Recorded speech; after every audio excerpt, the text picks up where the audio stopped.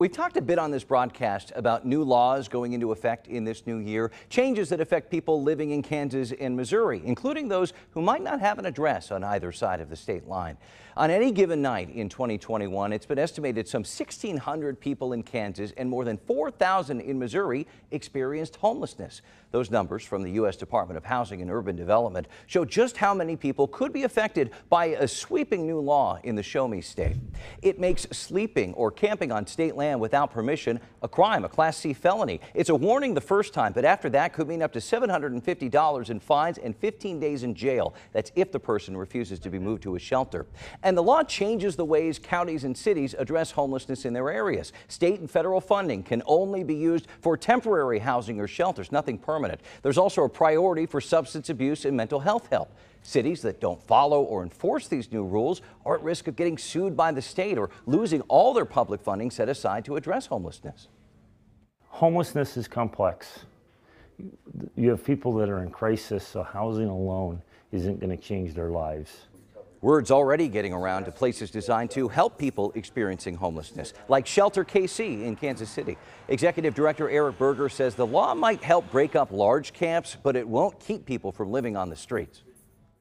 People that are determined to stay out are going to still stay out. What they're not going to do is they're not going to be in a public place, and they're not going to be in the middle of a neighborhood, and it's going to scatter people.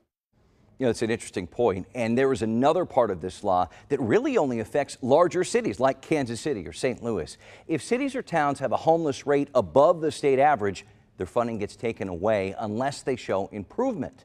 I sat down with Kansas City Mayor Quinton Lucas to get his take on the new rules. Mayor, thanks for having us. Let's talk about this law. It really seems to have teeth geared toward larger cities like Kansas City, like St. Louis, to fall in line or face financial consequences. So how does Kansas City move forward now? The first thing we do is largely what we've always been doing, trying to create more opportunities for housing, for shelter for folks. We passed in November of 2022 an affordable housing trust fund bond, much of that going to homelessness so we could get people off the streets. Unlike the state of Missouri, which is trying to be punitive, not really trying to provide, I think, enough funds to get people homes, Kansas City's effort will always be to say, how can we get somebody who's sleeping under a bridge or in a park into a place that, first of all, is a low barrier shelter, and then ultimately onto permanent housing, life support, substance abuse treatment, mental health services, all the things that have contributed to homelessness. What we are not simply doing is going out and creating an even bigger enforcement team to try to throw a lot of these people in jail at a time when our jails are already overcrowded. The state lawmakers have said that that kind of is the priority, right, to have mental health treatment and substance abuse.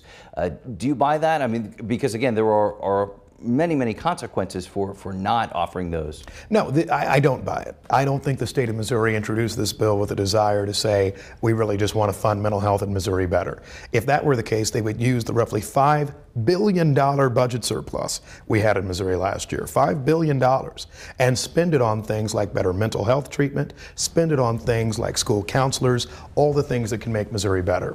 Instead, they're introducing bills largely going after cities like Kansas City to try to create a process where people are just getting moved. But I think not really coming up with a solution of where does somebody go? All right, you move them all from under the bridge. Where do they go next? How do we make sure they have real services and treatment? Instead of actually trying to attack places like Kansas City, instead of trying to attack entities like the Kansas City Police Department, it'd be much better for our legislators in Jefferson City to once and for all try to work on mental health, proper health care funding, something that has not been adequate in Missouri for years. We've talked to people who run homeless shelters in Kansas City area. They say KCPD really cracked down, really had more enforcement before the start of the pandemic. What would you like to see KCPD do now in light of this new law? We have had ordinances for years that make illegal camping on public grounds, that being the cities, certainly private property, and of course state property. I think KCPD's got a job, which is to enforce the law. But to make sure as we're enforcing the law, we are providing more resources. The city of Kansas City, Missouri itself has invested mightily in homelessness prevention services. We may have a future ballot issue on homelessness prevention using some of our marijuana sales tax proceeds to help address that issue.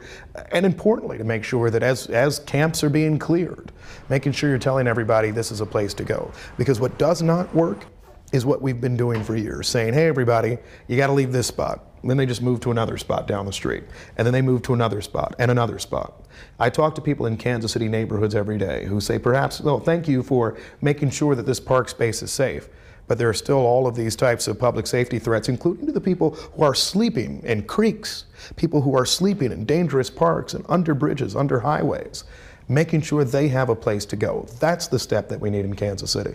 City can be sued or have funds withheld now for not improving the homeless rate here, keeping it above the state average. What's your message for the new Attorney General? I have a lot of thoughts for the Attorney General, and I hope, first of all, that he has a better working relationship with Missouri's cities, with Missouri's schools, than his predecessor, Eric Schmidt.